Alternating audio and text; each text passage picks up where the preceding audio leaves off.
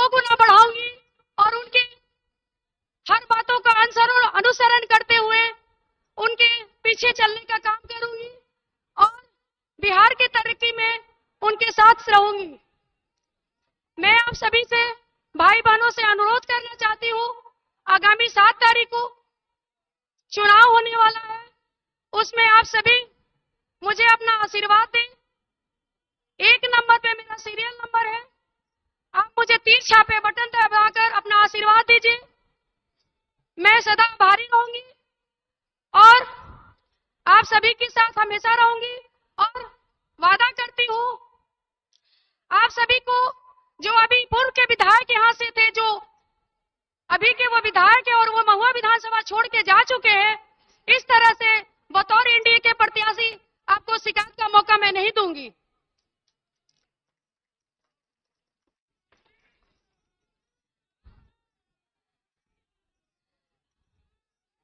मैं आप सभी का हृदय से आभार व्यक्त करती हूं और अपने शीर्ष नेतागण को, अपने मुख्यमंत्री जी को सुनना चाहती हूं। बहुत बहुत धन्यवाद, आभार।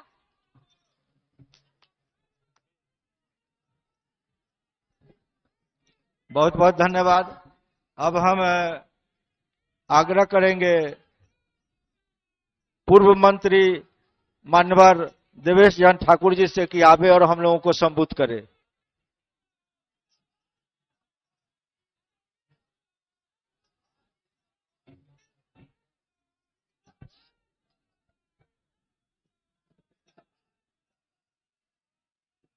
हर तरफ मुझे एक ही तस्वीर नजर आ रही है। हर तरफ मुझे एक ही तस्वीर नजर आ रही है। बिहार की बदली हुई तकदीर नजर आ रही है। आज महुआ के इस कार्यक्रम के आदरणीय अध्यक्ष, यहां उपस्थित जनता दल यूनाइटेड के जिला अध्यक्ष रविंद्र जी, आज इस कार्यक्रम में मुख्य अतिथि के रूप में आए हुए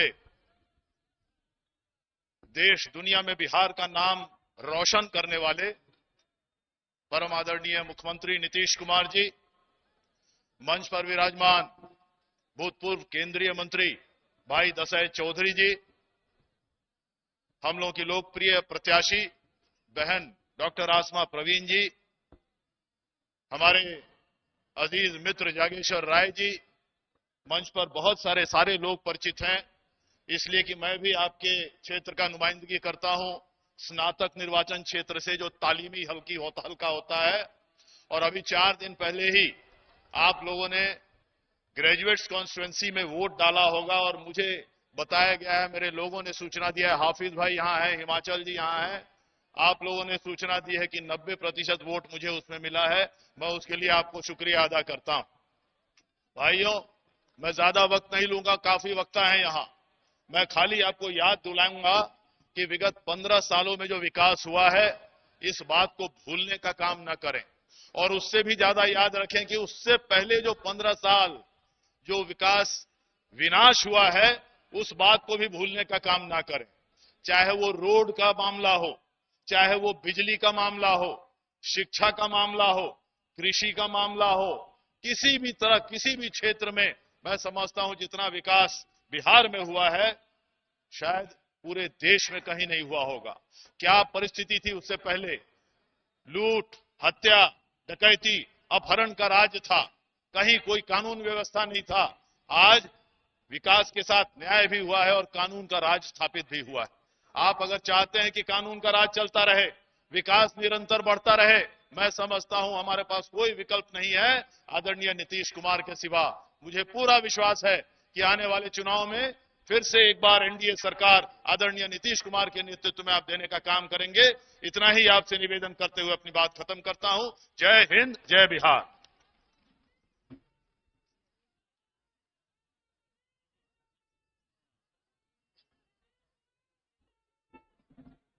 बहुत बहुत आभार सर।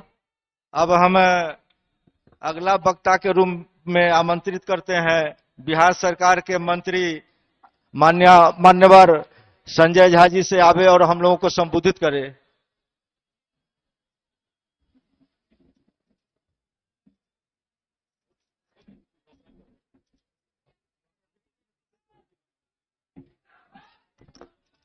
सॉरी, हम आगे अगला वक्ता के रूप में आमंत्रित करते हैं पूर्व केंद्रीय मंत्री आदरणीय दसाई चौधरी जी से, जो आवे और अपनी बात को रखें।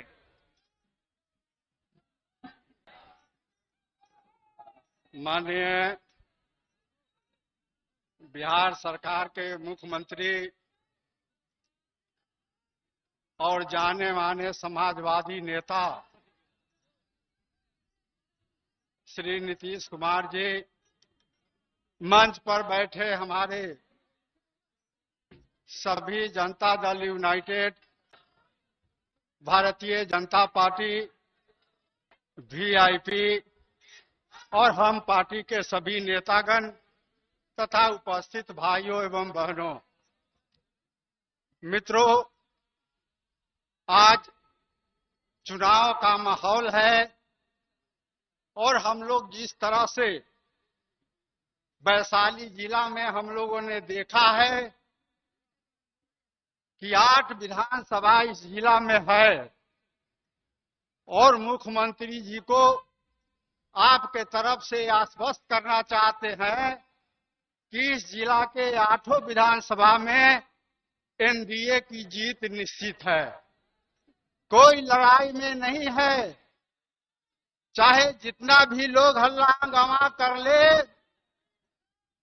ऐसी पार्टी जो दुकान खोल करके टिकट बेच रहा है,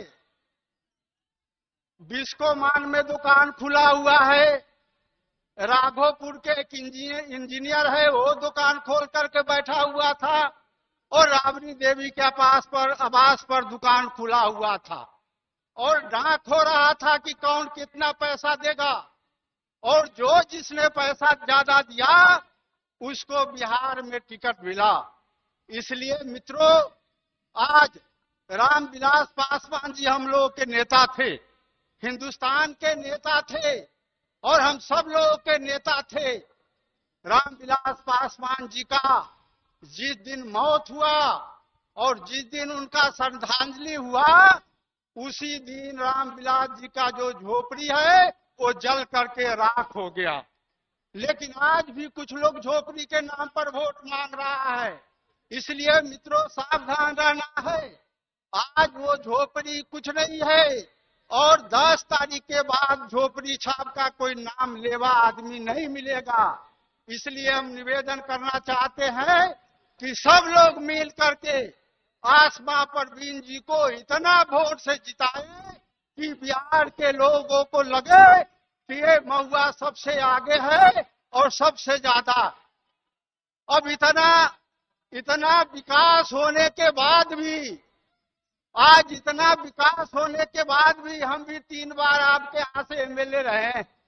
आज जो स्थिति है स्कूल का, आज जो स्थिति है पढ़ाई का, आज जो स्थिति है सड़क का, आज जो स्थिति है पेंशन का, ये सब के सब नीतीश कुमार जी ने इसको शुरू किया है और आज लगता है कि वास्तव में बिहार में विकास हुआ है और विकास के रास्ता का मार्ग प्रशस्त हुआ। नीतीश जी ऐसे व्यक्ति हैं कि जब इनको मौका मिला, इन्होंने जब इस्तीफा कर दिया तो किसको मुख्यमंत्री बनाया? जीतनराम मांझी, जो दलित समाज के लोग हैं, जीतनराम मांझी जी को इन्होंने मुख्यमंत्री बनाया। और दूसरे पार्टी को जब मौका मिलता है तो अपने पत्नी को बना देता है, बेटा को बना देता है। इसलिए मित्रों, ऐसे समाजवादी नेता नीतीश कुमार जी के व्यक्तित्व के आधार पर, इनके विकास के आधार पर हम सब लोगों को वोट करना है और आसमा परवीन जी को भारी मतों से विजयी बनाना है। आप सब लोगों को बहुत धन्यवाद और मुबारकबाद। बहुत बहुत आभार सर। अब हम अगला वक्ता के रूप में निवेदन करेंगे पातेपुर के विधायिका माननीय प्रेमा चौधरी जी से कि आवे और अपनी बात को रखे। प्रेमा चौधरी जी। आदरणीय आज के सभा के अध्यक्ष और हमारे माननीय महिलाओं के मान सम्मान के प्रतीक हमारे आदरणीय मुख्यमंत्री जी, मंच पे हमारे मंत्री श्री संजय झा जी, आदरणीय एमएलसी देवेश चंद्र ठाकुर जी, पूर्व कैबिनेट मंत्री केंद्रीय मंत्री दसाई चौधरी जी, मंच पे बैठे हुए हमारे तमाम मंचासीन नेतागण और हमारी बहन और यहाँ के प्रत्याशी आसमा जी और हमारे तमाम भाइयों एवं बहनों, हम ज्यादा समय नहीं लेंगे। हम यही कहेंगे कि आप लोग अपना एक एक वोट आसमा बहन जी को देने का काम करें। आज जो इन्होंने हमारे माननीय मुख्यमंत्री जी ने जो पूरे बिहार में जो विकास का अलग जगाया है, हर घर में बिजली पहुंचाने का काम किया, हर गली गली में सड़क बनाने का काम किया, हर नल जल के तहत हर जगह पानी पहुंचाने का काम किया। और भाइयों, ये आप लोग अगर माननीय मुख्यमंत्री जी को मजबूत नहीं कीजिएगा, पुनः फिर सरकार नहीं हिलाइएगा, तो आपको पछताना पड़ेगा, पूरे बिहार को पछताना पड़ेगा। इसलिए आप चाहते हैं कि आगे भी विकास की धारा बहे, तो माननीय हमारे मुख्यमंत्री जी का हाथ मजबूत करने का काम करेंगे। और मैं आप लोग से फिर से निवेदन करती हूँ कि आप अपना बहुमत को, अपने मत को अन्यथा नहीं जाने देंगे। और मैं अपने नौजवान भाइयों से कहना चाहेंगे कि जितना इन्होंने आपके लिए, छात्रों के लिए जो अनुदान देने का काम किया, लड़कियों को 30% आरक्षण देने का काम किया, इसलिए मैं कहना चाहूंगी कि अगर विकास आप लोग चाहते हैं तो माननीय मुख्यमंत्री जी को पुनः फिर मुख्यमंत्री बनाने का काम कीजिए। इन्हीं जन सबको देखिए साथ, जय हिंद, जय एनडीए, जय माननीय नीतीश जी। बहुत बहुत आभार सर। अब अगला वक्ता के रूप में हम निवेदन करेंगे बिहार सरकार के मंत्री आदरणीय संजय झा जी से, जावे और हम लोगों को संबोधित करें।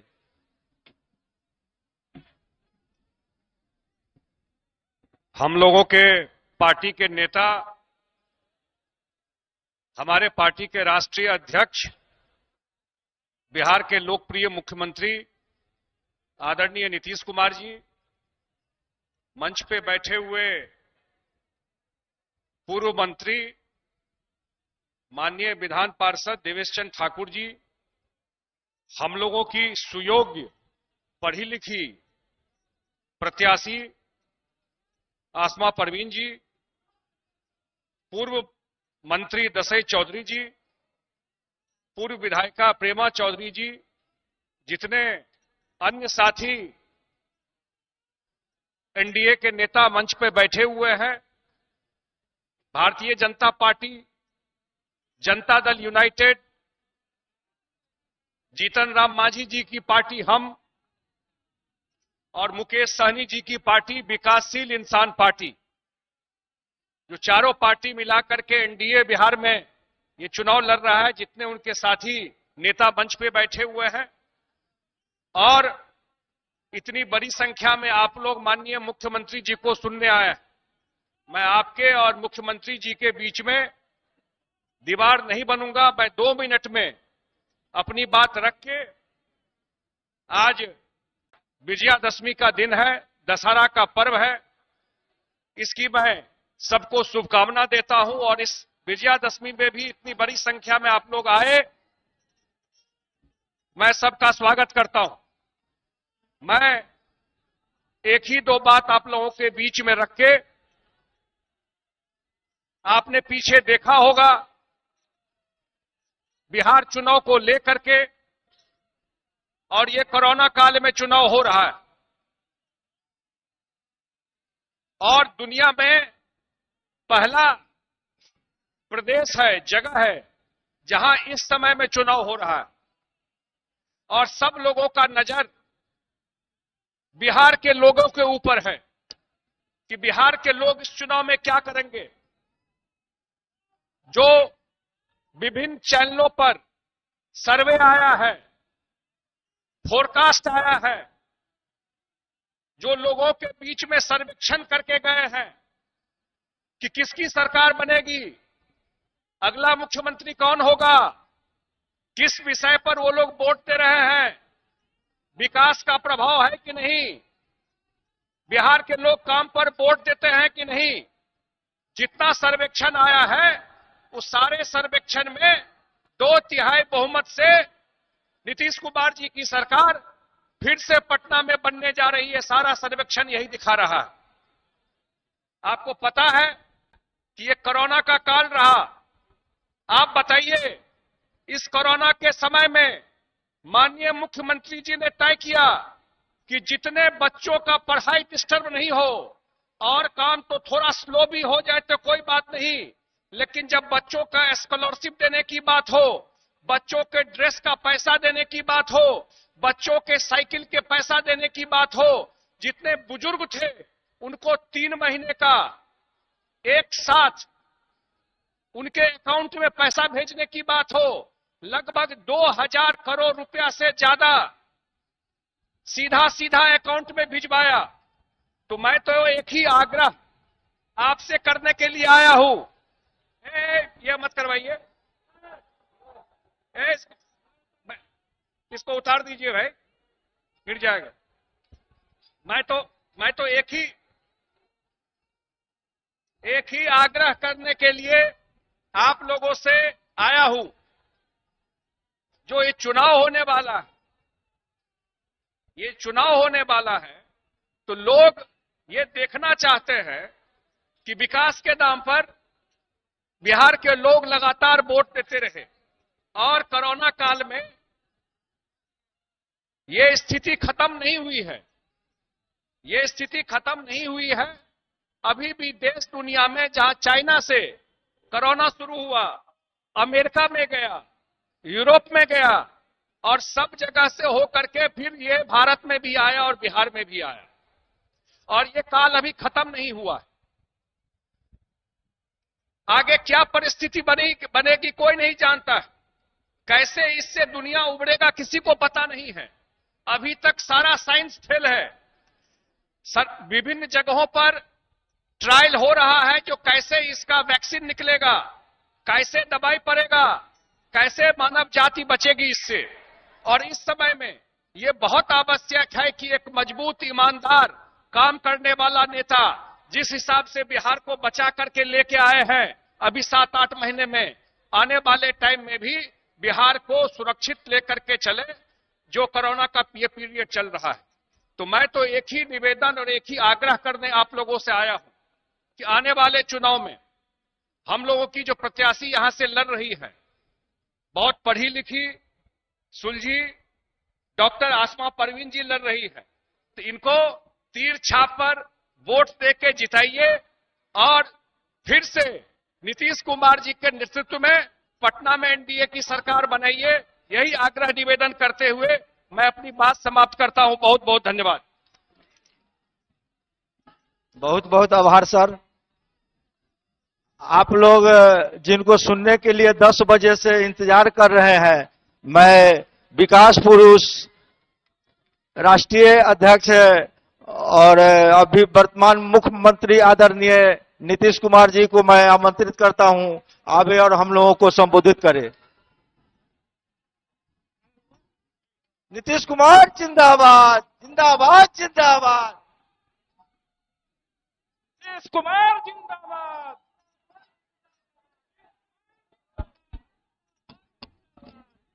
इस चुनावी सभा की अध्यक्षता कर रहे भाजपा नगर अध्यक्ष श्री शंभू सुमन जायसवाल जी, मंच के संचालक जनता दल यू के महुआ प्रखंड अध्यक्ष श्री उमेश कुमार सिंह जी, महुआ विधानसभा निर्वाचन क्षेत्र से एनडीए जनता दल यूनाइटेड की सुयोग्य उम्मीदवार मोहतरमा आसमा परवीन साहिबा,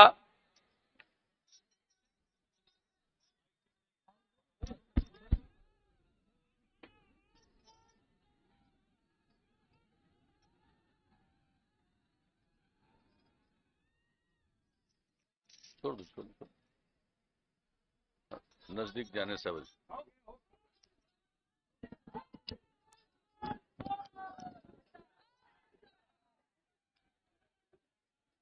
यहां इस कार्यक्रम में उपस्थित बिहार सरकार के माननीय मंत्री और जनता दल यूनाइटेड के राष्ट्रीय महासचिव श्री संजय झा जी, पूर्व मंत्री आदरणीय देवेश चंद्र ठाकुर जी, हमारे पुराने मित्र पूर्व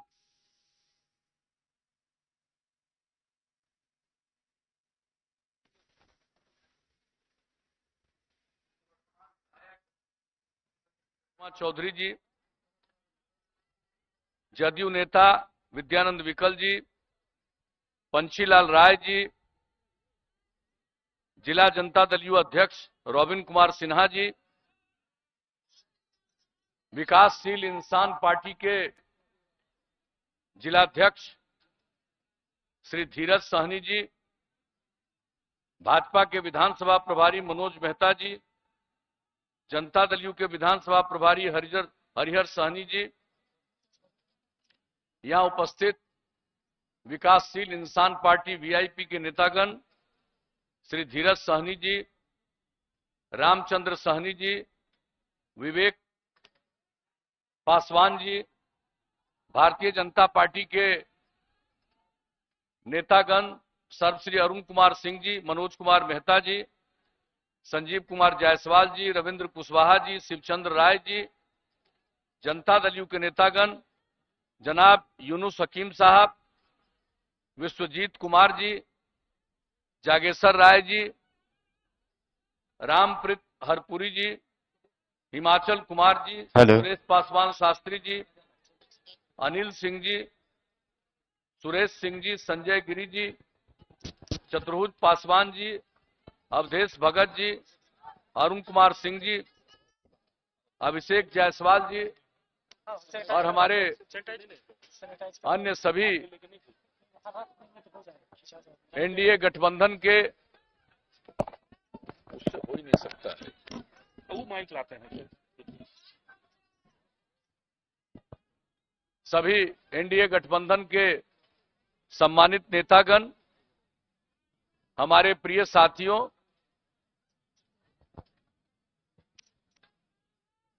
प्रिंट और इलेक्ट्रॉनिक मीडिया से जुड़े सभी पत्रकार मित्रों, छायाकार बंधुओं,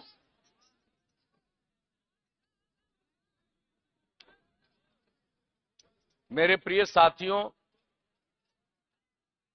इस कार्यक्रम में उपस्थित बहनों एवं भाइयों,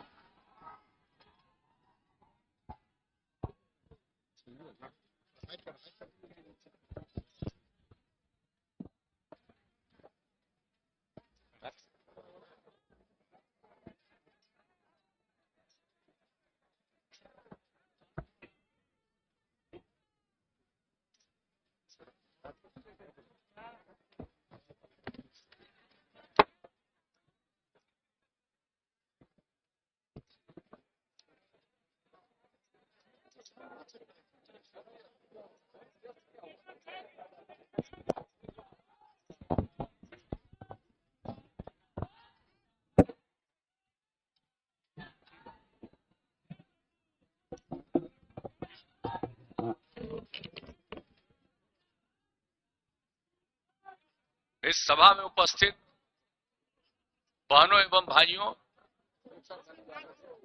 मैं सबसे पहले इस चुनावी सभा में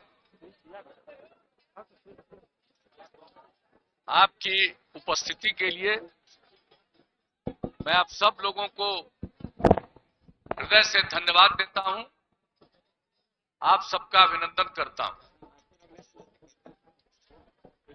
आज तो पर्व त्योहार का दिन है, दशहरा है, और तब भी ये जो चुनाव का दौर है और कोरोना के चलते जो कम समय है चुनाव के लिए, हर जगह तो जाना संभव नहीं है, लेकिन हर दिन कोशिश करना पड़ता है। आज भी आपके बीच में आज उपस्थित होने का मौका मिला है, मैं तो सबसे पहले बधाई आपको देता हूं। और हमारे साथियों ने बहुत सारी बातों की चर्चा कर दी है। मैं तो सिर्फ आपसे यही अनुरोध करने आया हूं कि हमने आप सबकी सेवा की है, आगे भी मौका दीजिएगा, आपकी सेवा करते रहेंगे। और हम लोगों का लक्ष्य क्या रहा है? न्याय के साथ विकास, यानी समाज के हर इलाके का विकास, हर तबके का उत्थान, और जो तबका किनारे पड़ा हुआ था उसको मुख्य धारा से जोड़ने के लिए विशेष पहल। हमने किसी भी इलाके की उपेक्षा नहीं की और समाज के किसी भी तबके को नहीं छोड़ा। अब जो चुनाव का दिन आता है उस समय तो लोग तरह तरह की बात करते रहते हैं। कुछ लोगों की आदत है समाज में विवाद पैदा करने का प्रयास करना। हमको इन सब चीजों की चिंता नहीं रहती। हमने तो सबकी सेवा की है।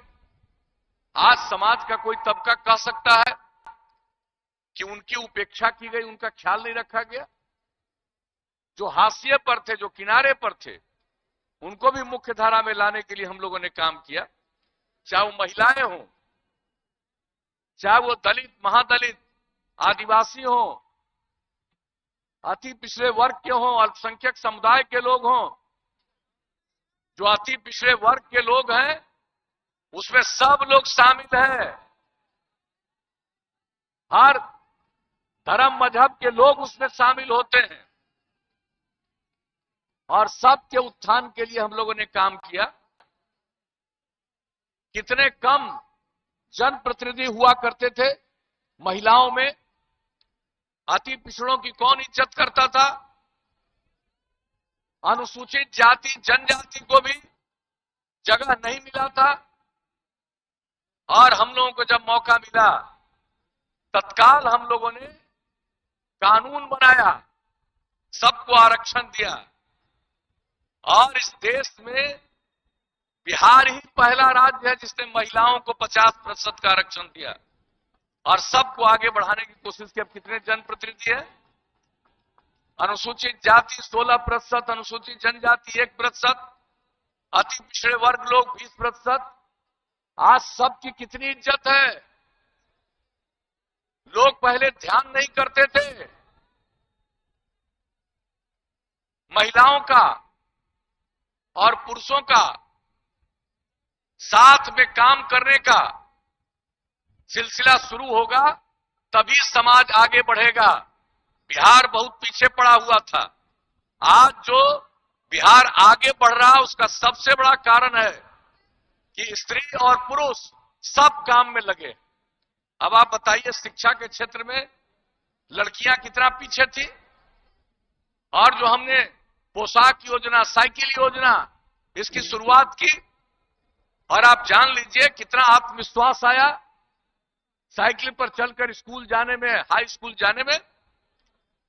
कितना मनोबल ऊंचा हुआ। और जब लड़कों ने भी मांग किया तो हमने लड़कों के लिए भी साइकिल योजना शुरू कर दी।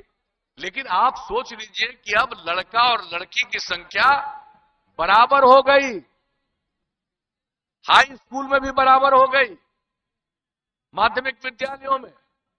और इस बार जो मैट्रिक की परीक्षा थी इसमें लड़कों से थोड़ा ज्यादा लड़की ही शामिल थी परीक्षा में। अब आप सोच सकते हैं कितना बड़ा परिवर्तन आया।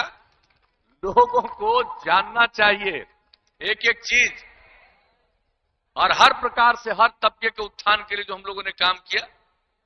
और एक चीज और देखा हमने, हम तो ये बात आपको मिडिल स्कूल, हाई स्कूल का किए, प्राथमिक विद्यालय में भी बहुत सारे बच्चे बच्चियां स्कूल नहीं पहुंच पाते थे। और उसका हमने आकलन किया कि ये कौन है सबसे ज्यादा जो स्कूल नहीं जा पाते हैं। 12.5% था उनका। तो उसमें यही पता चला कि सबसे ज्यादा या तो महादलित समुदाय के हैं या अल्पसंख्यक समुदाय के हैं। और उनको बाहर पढ़ा के स्कूल तक पहुंचाने के लिए हमने टोला सेवक, तालीमी मरकज, स्वयं सेवक लगाया 30,000 की संख्या में। और जिनको काम दिया उनके 60 साल की उम्र तक। आज ये सभी समुदाय के बच्चे बच्चियां अब स्कूल जाने लगे। अब स्कूल से बाहर रहने वाले बच्चे बच्चियों की संख्या न के बराबर है। यह स्थिति उत्पन्न हुई। तो आप एक एक चीज को देख लीजिए। अपराध पर नियंत्रण, शाम होने के बाद किसी की हिम्मत नहीं होती थी घर से बाहर जाने का। एक जगह से दूसरा जगह जाने के लिए सड़कों का इंतजाम नहीं, सबका बुरा हाल था। लेकिन आप लोगों ने जब काम करने का मौका दिया, हमने अपराध पर भी नियंत्रण किया।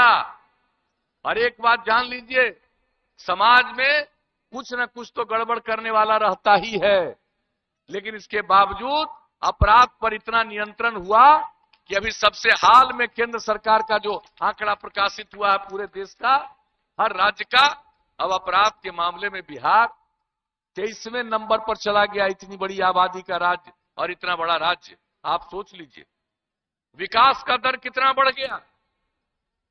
12.8% हर साल प्रति व्यक्ति आय की वृद्धि, हर साल 10.5%। तो एक एक काम हम लोगों ने किया, सड़क, पुल, पुलिया, एक एक चीज का निर्माण, स्कूल का, अस्पताल का निर्माण, एक एक काम करते गए। और इसके बाद जब आगे इस बार भी मौका मिला तो हमने क्या कहा था, 7 निश्चय की बात कही और उसका पूरे तौर पर पालन किया। हमने क्या कहा कि भाई हर जिले में इंजीनियरिंग कॉलेज, हर जिले में पॉलिटेक्निक संस्थान, हर जिले में पैरामेडिकल संस्थान, हर जिले में महिला आईटीआई, हर जिले में जीएनएम संस्थान और हर सब डिवीजन में एएनएम संस्थान और आईटीआई की स्थापना कितने बड़े पैमाने पर की। और इस जिले में तो मेडिकल कॉलेज, और आप ही के यहां मेडिकल कॉलेज का, महुआ का ही निर्णय हो गया। ये सब काम के लिए जो हम लोगों ने किया है, और हर मेडिकल कॉलेज में नर्सिंग कॉलेज, कितनी बड़ी संख्या में शिक्षा का प्रबंध, हर प्रकार से काम करते रहे। पहले मजबूरी में लोग बाहर जाते थे, यहां पढ़ने के लिए संस्थानों की बहुत कमी थी। और बताइए हम लोगों ने कितना बनाया साहब, कितने नए संस्थान बनाए, कितने नए कॉलेज और स्कूल खोले, एक एक काम, अस्पतालों का निर्माण, हर क्षेत्र में काम। तो इस बार जो हम बता रहे हैं आपको कि इस बार जो हम लोगों ने किया कि हर जिला का और हर अनुमंडल का वो काम किया। इसके अलावे बच्चे बच्चियों को पढ़ाने के लिए जो गरीबी के कारण आगे नहीं पढ़ पाते हैं, उनके माता पिता उनको पैसा देने की स्थिति में नहीं है, तो इसके लिए स्टूडेंट क्रेडिट कार्ड, इंटर के आगे पढ़ने के लिए 4 लाख रुपए तक की मदद। पूरे राज्य में कितनी बड़ी संख्या में लोगों ने मदद लेकर आगे पढ़ने का काम किया है। और इसके बाद जो आगे नहीं पढ़ सकते लेकिन काम की तलाश में घर के बाहर जाना, उन लोगों को भी हम लोगों ने 2 साल तक हर महीने 1000 रुपए का मदद, स्वयं सहायता भत्ता योजना। और इसके बाद बच्चे बच्चियों को जो नई तकनीक के बारे में ज्ञान नहीं है, कंप्यूटर पर अगर काम करना नहीं आएगा तो उसको कोई काम नहीं मिलेगा।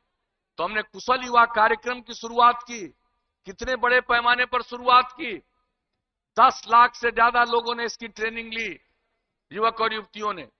तो एक एक काम हम करवा रहे हैं, कोई चीज नहीं छोड़े हैं, हर प्रकार से, हर तरह से काम करने का। महिलाओं को फिर सरकारी सेवा में और पुलिस बल में 35% का आरक्षण दिया।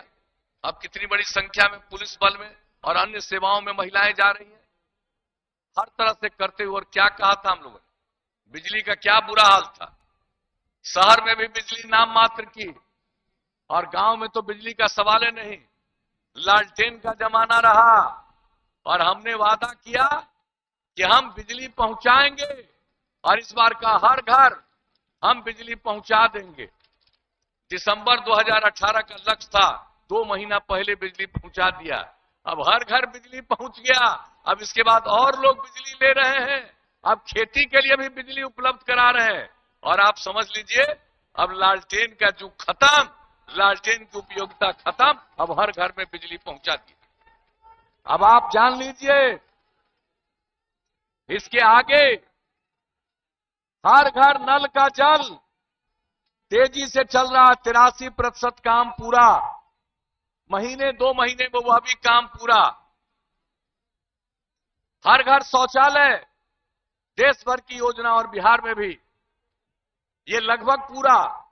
हर घर तक पक्की गली और नाली का निर्माण गांव में, यह भी लगभग पूरा करा दिया। तो ये सब काम किया है।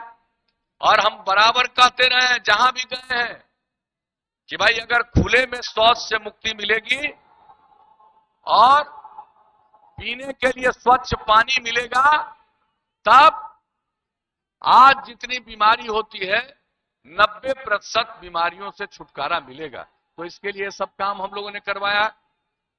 और अब आप एक एक चीज को देख लीजिए, अब आप जान लीजिए इसके आगे और हम काम करेंगे।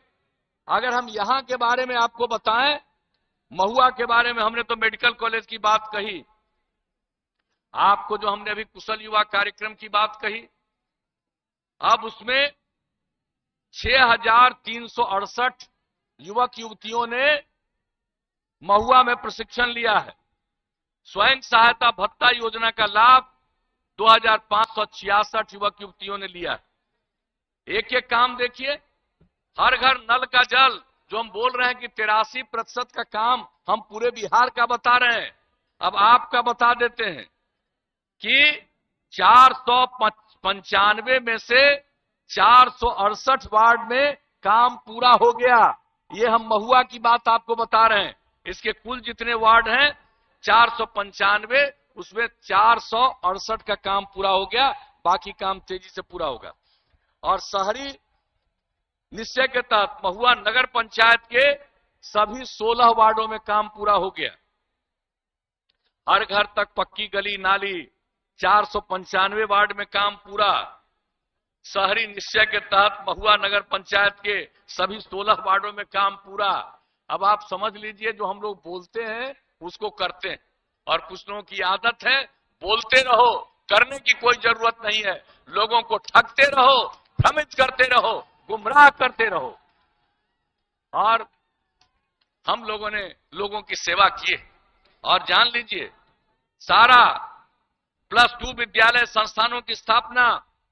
और एक चीज और हम बता देते हैं, बिजली से पटवन के लिए जो कृषि फीडर बनाया गया, 2 कृषि फीडर आपके इस महुआ में, और इससे 1109 किसानों को संपर्कता मिल गई। जो हम ग्रामीण सड़कों का और पथों के निर्माण की बात कहे, आपके यहां 99 ग्रामीण सड़कों में निर्माण काम पूरा कराया गया।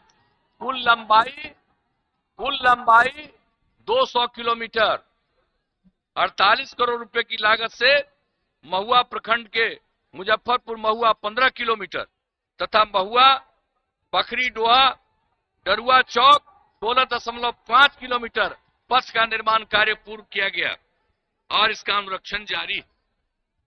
और वैशाली ऐतिहासिक जगह है और इसके लिए हम लोगों ने जो विशेष काम किया है, और सब तो काम किया है, एक चीज को भूलिएगा नहीं, अपने पूरे जिले के मामले में वैशाली में बुद्ध सम्यक दर्शन संग्रहालय, उसकी स्थापना हो रही है।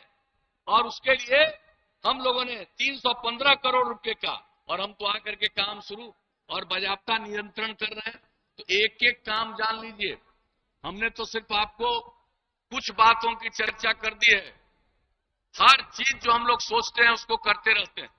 और अगर इसके आगे अब मौका दीजिएगा तो अभी तो हर घर बिजली पहुंचा दिया, लेकिन अब आगे मौका मिलेगा तो अगली बार काम शुरू करेंगे तो पहला काम हम करा देंगे, हर गांव में सोलर स्ट्रीट लाइट, रात में अपना घर का बत्ती बुझा दीजिएगा और पूरे गांव में उजाला ही उजाला रहेगा। और ये राज्य सरकार की तरफ से किया जाएगा। इसके अलावे जितना काम हम लोगों ने किया है, सबका देखभाल और रक्षण करना, और फिर गांव और शहर सबके साफ सफाई का काम। अभी संजय झा जी ने कुछ जल जीवन हरियाली अभियान की बात बताई। पर्यावरण को भी सुरक्षित रखना जरूरी है। अगर गांव में लोगों की सुविधा के लिए हम सब इंतजाम कर रहे हैं, तो उसका न सिर्फ देखभाल बल्कि किसी भी तरह की गंदगी नहीं हो, तो उसके लिए शहर और गांव सब में पूरा का पूरा इंतजाम करेंगे। अगले 50 साल तक लोग एकदम निश्चिंत होंगे कि कितना बढ़िया माहौल है, एक एक चीज को करने के लिए एक एक काम करेंगे। और एक बात और बता देते हैं, अगली बार मौका दीजिएगा तो हम हर खेत तक सिंचाई का पानी पहुंचवा देंगे, छोड़ेंगे नहीं। और जितना गांव को सड़क से जोड़ रहे हैं, अब इसके बाद अगली बार दीजिएगा तो कई गांवों को जोड़ते हुए महत्वपूर्ण सड़कों तक भी संपर्क स्थापित करवाएंगे। और शहर में और बाजार में सड़कों का चौड़ीकरण तो चल रहा है, लेकिन इसके बाद किसी को दिक्कत न हो, बाईपास भी बनवाएंगे।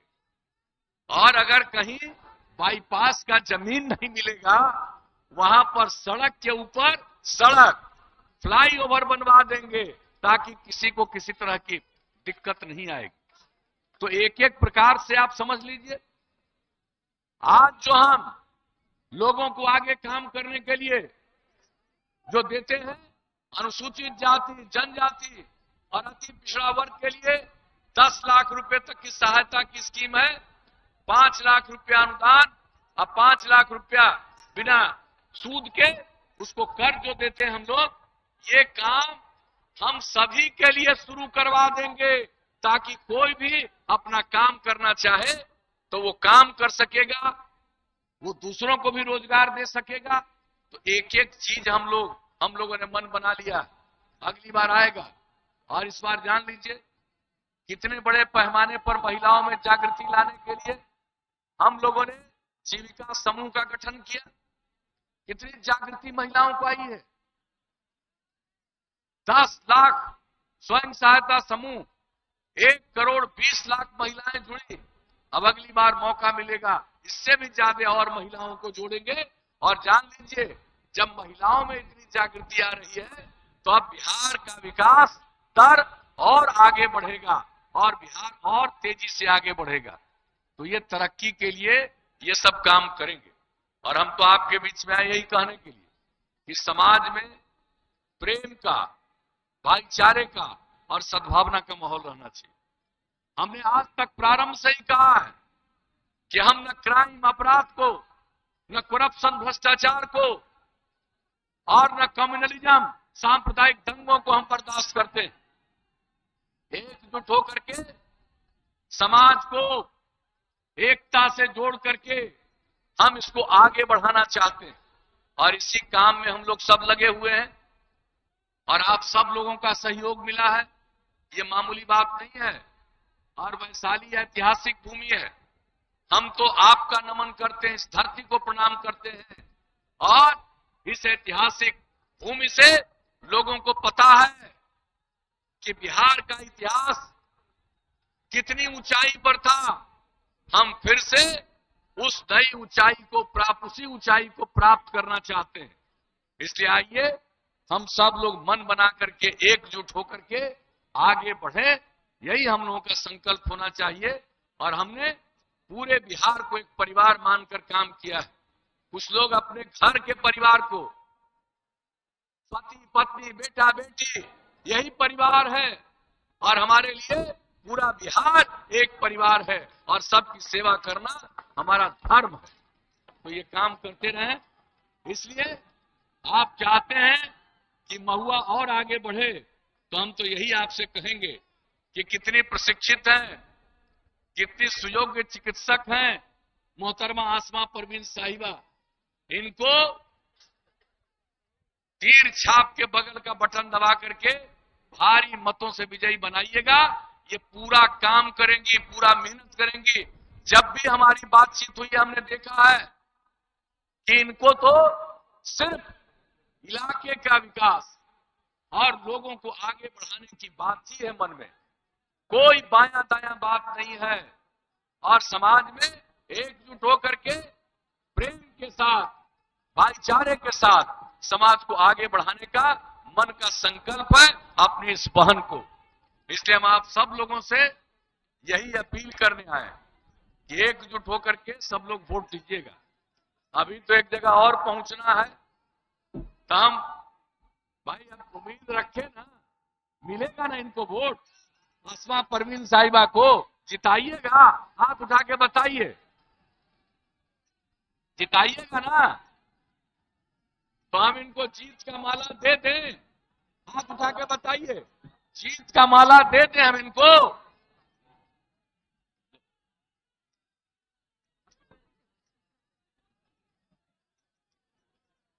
तो आपकी सहमति से हमने जीत का माला भी इनको दे दिया है। अब आपका दायित्व है कि जो 7 तारीख को वोट है, अगले महीने 7 तारीख को, उसमें एक एक कीमती वोट इनको देकर विजयी बनाइएगा। और जो हमारी बहनें हैं, उन सब लोगों को कहेंगे, हम सब दिन कहें, पहले मतदान तब जलपान, आ करके वोट करिएगा और तब खाना बनाइएगा। अब परिवार के सब लोगों को कहिए कि जाओ वोट देकर के आओ, तभी हम खाना खिलाएंगे। तो इतना ही आप सब लोगों से अपील करते हुए, और आपने जो आश्वस्त किया, इसके लिए मैं आप सब लोगों को हृदय से धन्यवाद देते हुए अपनी बात समाप्त करता हूं और आगे जाने की इजाजत चाहता हूं।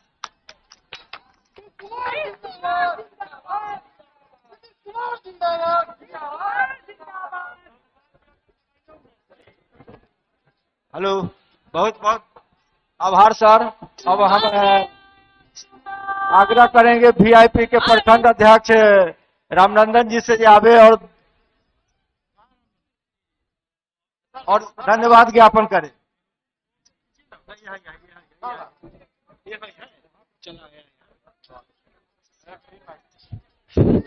चुनावी सभा में आप लोग आए हुए हैं, मैं आप लोगों को धन्यवाद देता हूं।